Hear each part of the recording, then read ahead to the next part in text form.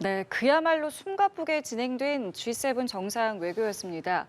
윤석열 대통령은 지난 2박 3일 동안 일본 히로시마에서 8번의 양자 회담과 한미일 약식 정상회담까지 가졌는데요. 이번 G7 외교전에서 거둔 성과와 그 의미는 어떨지 윤 대통령을 직접 수행한 박진 외교부 장관 모시고 자세한 내용 들어보겠습니다. 안녕하세요. 장관님 어서 오십시오. 네, 안녕하십니까. 예, 바쁜 일정 하시고 도착하자마자 나와주셔서 감사합니다. 네. 이번 G7 정상 외교 가장 가까운 곳에서 계속 함께 하셨습니다. 장관님께서 오늘 이번에 이렇게 쭉 같이 하시면서 가장 좀 이번에 이런 성과들은 큰 성과인 것 같다라고 꼽으실 게 있다면 어떤 게 있으시겠습니까? 네. 우선 그동안에 지난 1년 동안에 예. 윤석열 정부에서 그 외교 노력을 기울여 왔는데 이번에 그 G7 정상회의 참석으로 그 글로벌 중추 국가의 예. 외교의 기반 구축을 하는 데 있어서 활용 점정이 됐다 이렇게 보고 있습니다. 윤석열 대통령께서 작년에 마드리드에서 있었던 나토 그리고 또 9월에 그 유엔에서 있었던 유엔 총회 그리고 G20 이런 그 여러 다자 정상회의에 참석을 해서 우리 대한민국이 그 민주, 자유, 법치, 인권 이런 핵심 가치를 앞으로 지키고 또 그것을 증진시키기 위해서 역할과 책임을 하겠다 이렇게 이제 선언을 했습니다. 네. 그것을 이제 국제사회에서 상당히 아주 진지하게 받아들이고 또 이번에 그 한일 간의 그 관계 개선하는 데 있어서 네. 한국이 저희가 이니셔티브를 취하지 않았습니까? 그동안의 갈등과 반목의 그런 악순환의 고리를 끊고 미래지향적인 파트너십을 만들어 나가자 하는 그런 그 일련의 외교를 보면서 네. 국제사회에서 많은 평가를 한 것 같습니다. G7에 있는 국가들이 전부 그 선진 국가로서 우리와 핵심 가치를 공유하고 있고 또 이러한 그 국제사회의 공통 과제들에 대해서 같이 대응을 해야 되겠다라고 하는 그런 차원에서 볼 때 대한민국의 그 높아진 위상과 국력이 우리에게 앞으로 더 큰 역할과 책임을 부여하고 있기 때문에 그러한 면에서 한국이 앞으로 계속 기여할 수 있는 범위가 아주 넓어졌습니다.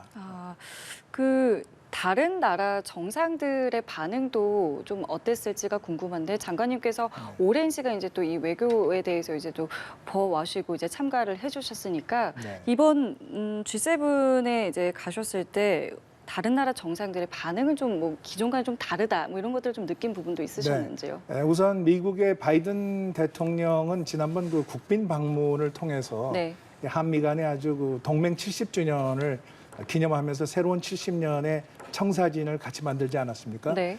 그리고 워싱턴 선언을 통해서 북한의 그 핵 위협에 대해서는 핵 억지 차원에서 한미 상호 방위 조약을 격상시키기로 했기 때문에 네. 한미 간에 아주 돈독한 그 동맹의 기반이 다져졌습니다. 이번에도 바이든 대통령이 우리 그 윤석열 대통령을 보고 너무 반가워서 네. 아주 두 분이 다정하게 이야기를 나누는 그 장면이 많이 있었고 나왔죠. 예. 이번에는 우리 대통령께 제가 노래하시라고 얘기하지는 않겠습니다. 이렇게 얘기도 하시고요. 예. 또 한국과 미국이 앞으로 그 돈독하게 동맹 관계를 강화시켜 나가자. 그리고 이제 일본은 이제 주최국 아니겠습니까? 네. G7에. 예.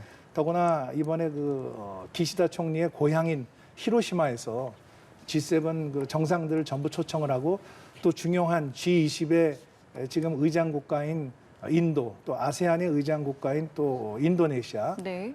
또 그다음에 브라질, 또 우리나라, 호주 이런 나라들 전부 초청을 했기 때문에 그렇죠. 이 기회에 우리는 G7은 물론이고 호주, 또 인도, 또 캐나다 총리도 역시 한국에서 만나고 이제 네. G7에서 다시 또 만나게 돼서 예. 그러한 국가들과 아주 폭넓은 글로벌 네트워크를 형성을 하고 한국이 앞으로 그 글로벌 중추 국가로서 세계 자유, 평화, 번영의 기여하는 나라라고 하는 인식을 아주 확실하게 각인시켜줬다 이렇게 평가하고 있습니다. 예, 말씀하신 것처럼 우리가 뭐 일본, 영국, 호주 등등 8번의 양자회담을 하고 한미일과도 네. 약식으로 이렇게 또 만남을 가졌습니다. 네. 그 양자회담들 이렇게 많이 준비하셨잖아요. 네. 그러면서 이번에 좀 특별히 좀 기억에 남으셨거나 혹은 성과가 있었다라고 생각하시는 양자회담 어떤 게 있습니까? 네, 우선 그 호주는 예. 아시다시피 그 인도 태평양 지역의 아주 중요한 국가입니다. 우리와는 포괄적 전략 동반자 관계를 맺고 있고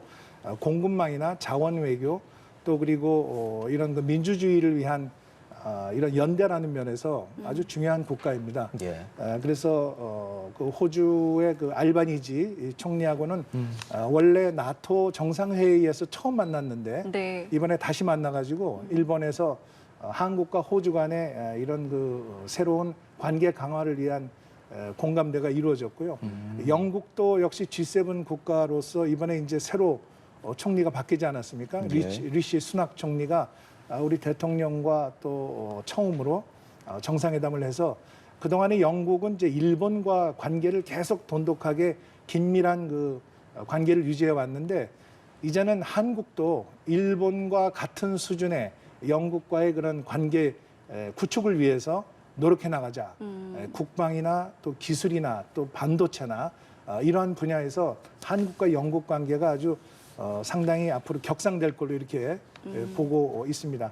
인도네시아는 이제 지금 이번에 아세안의 의장국이기 때문에 네. 저희가 인도 태평양 전략을 추진하는 데 있어서 핵심적인 국가입니다.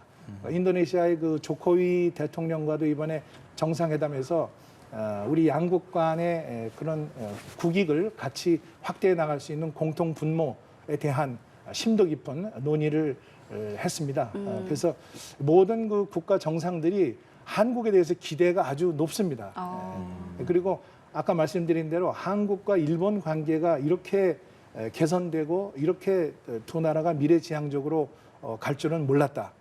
이런 평가들을 하고 있기 때문에 네. 우리 어깨가 더 무거워졌습니다. 예, 이번 윤 대통령의 일정 가운데 이제 또 하나 주목받은 것이 이제 한일 정상이 원폭 희생자 위령비를 공동 참배한 부분입니다. 앞서서 원폭 피해자를 만나서 깊은 사과의 발언도 했는데 네. 뒷이야기가 좀 궁금한 게 이곳에 이제 가서 참배를 하게 된 어떤 배경 같은 것들이 있었을 것 같아요. 네. 이 부분 좀 말씀해 주시죠. 네. 그동안에 이제 한국과 일본 간에 여러 가지 현안 문제가 있고 과거사가 있는데 지난번 그 강제징용 대법원 판결과 관련해서 저희가 일본에 이것은 우리가 그 수혜 기업들이 먼저 판결금을 변제를 하고 네. 일본이 성의 있는 호응을 보이면 양국 관계가 미래로 갈 수 있다 이렇게 얘기를 했는데 이번에 그 히로시마의 그 원폭 그 피해를 받은 분들 중에 한국 분들이 2만 명에서 3만 명 있는 걸로 추산되고 있습니다. 이분들 중에 상당수는 그 태평양 전쟁 말기에 히로시마에 가서 이제 강제징용을 당해서 일하시던 분들이 많이 있습니다. 근데 그분들이 그 원폭 피해를 받은 분들인데 네. 지금 그분들에 대한 추모를 그동안에 한국 대통령이 가서 하신 적은 없습니다. 이번에 윤석열 대통령이 처음으로 한국 대통령으로 가서 그분들을 추모를 하고 또 지금 생존해 계신 분들도 많이 계십니다. 지금 연세가 80세, 90세 이렇게 넘으신 분들도 계신데 그분들도 직접 만나서 그런 마음의 상처를 위로하고 또 이분들이 어렵고 힘들 때 우리 정부가 곁에 있어주지 못한 것에 대해서 정말 마음이 아프고 송구하다 하는 말씀도 하셨습니다. 그래서 네. 저도 그 현장에 같이 있었는데요. 그 특별대책위원장을 지내신 분은 그동안에 정말 78년 동안에 묵었던 앙금이 정말 해소가 되고 너무 감사하다. 이런 그 말씀을 하셔서 저도 아주 가슴이 많이 그 뭉클했습니다. 또 한국과 일본의 정상이 같이 공동 참배한 것도 처음입니다. 네. 네, 일본 그 기시다 총리가 우리 윤석열 대통령과 부부 동반으로 예. 같이 그 위령비 앞에서 추모를 하고 참배를 한 것은 하나의 역사적인 장면이었다 이렇게 생각을 합니다. 예, 한일 정상이 2주 만에 또 다시 만나게 된 거지 않겠습니까? 이제 셔틀 외교가 완벽하게 복원됐다라는 평가가 나오고 있는데 기시다 총리와 또 조만간 만날 계획도 있는지, 그리고 이제 외교 장관들끼리도 더 소통하고 뭐 2+2까지도 정례화되고 이런 가능성까지도 충분히 논의가 되고 있습니까? 네, 그 정상 그 차원과 예. 또 외교장관 차원과 또 여러 그 각 급에서 계속해서 이런 그 한일 간의 대화가 이어질 것입니다. 예. 이번에 정상 간에는 12년 만에 셔틀 외교가 복원이 됐습니다. 3월에 저희 대통령이 일본 가시고 5월에 기시다 총리가 답방을 하셨고 그다음에 이번에 2주 만에 히로시마에서 또 한일 정상이 만났기 때문에 2달 동안에 3번의 정상회담을 한 셈입니다. 앞으로도 이런 셔틀 외교가 계속 이어질 것으로 저희들은 예상을 하고 있고 또 이번에 저는 그 하야시 일본 외상과 6번째 만났습니다. 예. 지금 1년 동안에 6번이면 2달에 한 번씩 만난 셈인데요. 네, 아주 정기적인 셔틀 외교의 그 틀이 예. 잡히고 있습니다. 그래서 앞으로도 계속해서 이런 셔틀 외교가 꾸준히 이어질 것으로 기대합니다. 예, 나오셨기 때문에 이 후쿠시마 오염수 시찰단에 관한 또 질문도 좀 살짝 드려야 될 것 같은데 이 한일 정상회담에서 혹은 이번에 어떤 방문 기간 동안에 이 시찰단에 대한 어떤 이야기나 언급이 좀 있었는지 여쭤보고 싶습니다. 네, 그 후쿠시마 그 오염수 처리는 예, 이 과학적으로 또 객관적으로 그리고 국제 기준에 부합하는 투명성을 가지고 이루어져야 한다는 것이 우리 정부의 변함없는 입장입니다. 그런 그 차원에서 지금 IAEA 국제 원자력 기구가 그 오염수의 안전성에 대해서 검증을 진행을 하고 있습니다. 또 그것과 병행해서 우리 한국이 바로 이웃 국가로서 이 오염수의 정화와 방류가 과연 객관적으로 투명성 있게 과학적으로 이루어지고 있는지 여기에 대해서 나름대로 확인하고 점검할 필요가 있다는 판단하에 일본과 합의하에 예. 우리 그 시찰단이 지금 일본에 가 있지 않습니까? 네. 예. 그래서 그 모든 과정에 걸쳐서 그러한 그 투명성과 안전성에 대한 확인을 하고 또 필요한 자료 협조를 받고 해서 최종적으로 판단을 하는데 그것이 큰 도움이 될 것으로 생각합니다. 이번에 한일 정상회담에서도 그 오염수 문제에 대해서는 네. 우리 대통령께서 아주 확실한 입장을 말씀을 해주셨습니다. 이것은 대단히 중요한 문제이고 네. 또 투명성 있게 또 객관적으로 또 국제 기준에 맞춰서 처리되는 것이 바람직하고 그런 차원에서 일본이 그런 그 관심과 지원이 필요하다. 이런 취지의 말씀을 하셨습니다. 예, 이렇게 한일 간의 만남이 잦아지고 관계가 복원됨에 따라서 한미일도 더 공고해지고 있습니다. 이번에 워싱턴에서 좀 길게 만나지는 못했어요. 그래서 짧게 뭐 인사 정도 나눴다라고 들었는데 바이든 대통령이 워싱턴으로 이렇게 초청하지 않았습니까? 이건 좀 미리 얘기됐던 것이 전혀 아니고 네, 나온 겁니까? 예, 그 현장에서 이야기하신 예. 겁니다. 한미일 정상은 지난 6월에 예. 그 스페인의 마드리드에서 나토 정상회의 때 만나셨고 11월에는 캄보디아의 프놈펜에서 한미일 정상회의가 있었습니다. 그러니까 이번이 이제 3번째입니다. 예. 그렇죠. 그래서 그 한미일 정상들이 이렇게 5개월, 6개월 간격으로 만나시는 것은 결국 지금 그 한반도의 그 평화와 안정 그리고 그 전 세계 글로벌 공급망의 변화 그리고 우크라이나 전쟁과 같은 글로벌 이슈에 대해서 어떻게 공동으로 대응할 것인지 여기에 대한 그 의견을 교환하는 아주 중요한 자리입니다. 예. 그러니까 이번에는 그 워낙 그 정상회의에 의제가 많고 또 그 젤렌스키 그 우크라이나 대통령이 거기에 이제 3일째 되는 날 참석을 해서 그렇죠. 예, 예. 정상들과 또 그 이야기를 우리 나눴습니다. 대통령과도 만났고. 네, 우리 그 윤석열 대통령과도 정상회담을 했습니다. 네.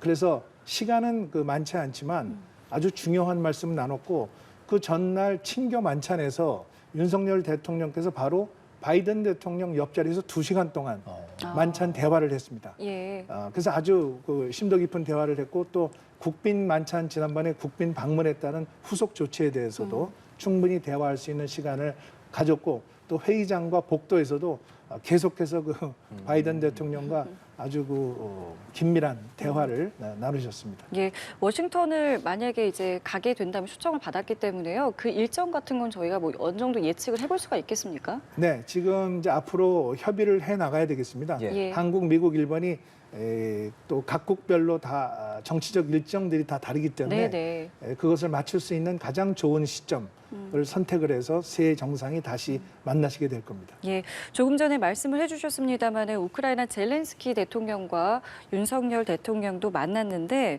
젤렌스키 대통령이 지원 희망 리스트를 전달했다라는 보도가 나와서 궁금한 것이 이제 그 리스트에 좀 구체적으로 어떤 품목이 담겼는지 그리고 우리 정부는 그 인도주의적 지원에는 여전히 변함이 없는 의지를 갖고 있는 건지 좀 여쭤보겠습니다. 네, 아시다시피 지금 우크라이나 전쟁이 1년이 넘었습니다. 예. 그래서 우크라이나 국민들은 정말 평화를 회복하기 위해서 사력을 다해서 지금 싸우고 있고 이번 G7 정상회의에서도 모든 정상들이 우크라이나의 평화 회복을 위해서 그리고 그 나라의 독립과 주권을 회복하기 위해서 같이 힘을 합해서 도와주자 이런 성명도 발표를 했습니다. 네. 젤렌스키 대통령은 이번에 우리 윤석열 대통령과 처음 만났지만 얼마 전에 그 영부인인 젤렌스카 여사가 예. 우리 용산을 방문해서 그리고 저희 외교부를 방문해서 예. 그 우크라이나 대통령의 그 메시지를 전달을 했고요.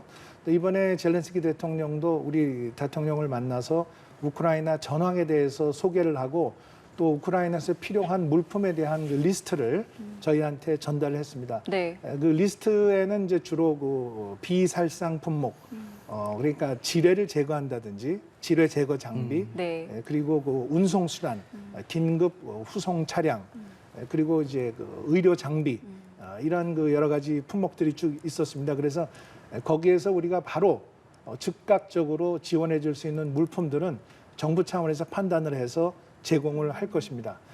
그리고 기본적으로 우리는 그 한반도의 안보 상황이 있고 또 우리 그 여러 가지 국내적인 여러 상황들이 있기 때문에 네. 우크라이나에 대해서는 인도적인 지원을 중심으로 해서 우리가 가능한 범위 내에서 그러한 다양한 지원 방안을 제공한다는 입장을 계속 가지고 있습니다. 예, 마지막 질문이 될 것 같습니다. 좀 짧게 부탁을 드려야 될 것 같은데요. 국제사회에서 이제 남은 임기 동안 뭐 장관님도 그렇고 윤석열 대통령도 그렇고 외교는 계속 해나가게 될 겁니다. 앞으로 어떤 부분에 좀 방점을 찍겠다, 좀 목적성을 두겠다라고 들어볼 수 있을까요? 네, 가장 기본적으로 이 국제사회는 질서가 유지되기 위해서는 국제법과 국제 규범이 지켜져야 합니다. 이러한 원칙이 무너지게 되면 국제 정세가 혼란스러워지고 질서가 파괴됐을 경우에는 여러 가지 갈등과 분쟁이 이제 계속 고조될 수밖에 없습니다. 예. 우리 대한민국도 6.25 전쟁을 겪었고 또 지금도 북한의 핵과 미사일 위협에 직면하고 있기 때문에 우크라이나 전쟁도 남의 일이 아니고 이런 세계 문제에 대해서 우리의 역할과 책임을 다할 수 있는 글로벌 중추국가 외교를 앞으로 본격적으로 추진해 나가겠습니다. 예, 알겠습니다. G7 정상 외교에 대한 의미와 성과를 지금까지 박진 장관 모시고 들어봤습니다. 바쁜 시간 내주셔서 감사합니다. 고맙습니다. 네, 잘 들었습니다. 고맙습니다. 네.